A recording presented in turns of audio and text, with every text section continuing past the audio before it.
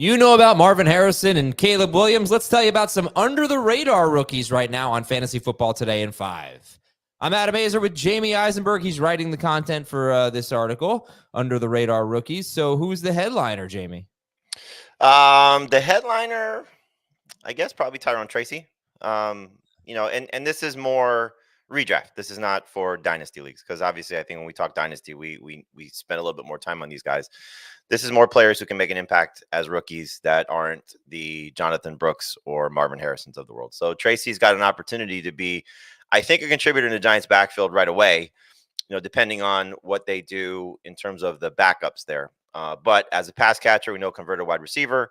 I think will be explosive as a rusher. And Devin Singletary, look, he's been a very good running back at the two stops that he's played in Buffalo and Houston, but he's not the most explosive player, as we're well aware. So replacing Saquon Barkley, will they use Singletary? Will they go with the committee?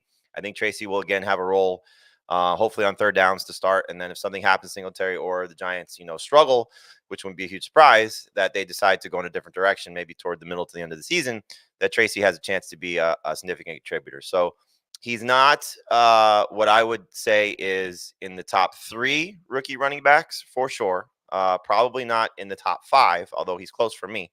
But once you get past, for me, Brooks, Benson, and Corum, I think is where he comes into play in terms of the rookie running backs.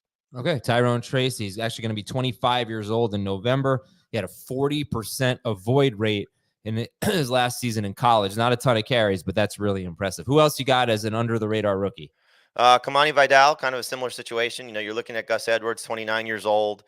J.K. Dobbins coming off the Achilles injury. I think both will be fine, especially if Dobbins stays healthy. But we know he's had a hard time doing that since being drafted in 2020. He's missed 43 games. My guy, unfortunately, just can't stay on the field. So Vidal comes into a situation where he might be the best pass-catching running back of the trio. Edwards has not done that very much in his career, and Dobbins has been sort of hit or miss. I think he could do a better job in that role. But look, while they're going to run the ball a ton, Justin Herbert has relied on a pass catcher, and Vidal might be the guy that, steps into that Austin Eckler role. I don't think he's going to do what Eckler does. He's not going to be a 50 catch kind of guy, but, stepping into a situation where older running back, injury-prone running back, team that's going to run the ball a lot, so a lot of carries go around, another guy that could have a significant impact in his rookie campaign. Second in the nation in rushing yards last year, Kamani Vidal, 1,661 yards. Got another name for us? Yeah, Troy Franklin. Obviously you look at this situation in Denver. Cortland Sutton for now is the guy. If he stays on the roster, I expect that to be the case, but he's not happy with his contract situation. So they're replacing their, second receiver, essentially. Jerry Jeudy gone. I believe with 67 targets that he has available to be replaced, and it might be more. But big opportunity here for somebody to step in. So Marvin Mims is somebody that I like as well. They bring in Josh Reynolds, but there's clearly a chance here for Franklin, who a lot of people thought should have gone well ahead of the 4th round in the NFL draft, being reunited with his college quarterback in Bo Nix. There's a rapport that's easily established right away.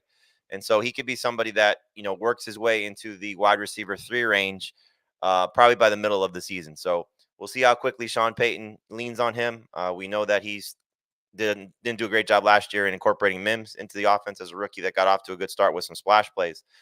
Franklin, I think, could do a little bit more than that. And so somebody that I'm interested in drafting with a late round pick. Okay, we got time for one more name, Jamie. Another under-the-radar rookie. Yeah, I'll go with the tight end, Ben Sinnott. Sinnott.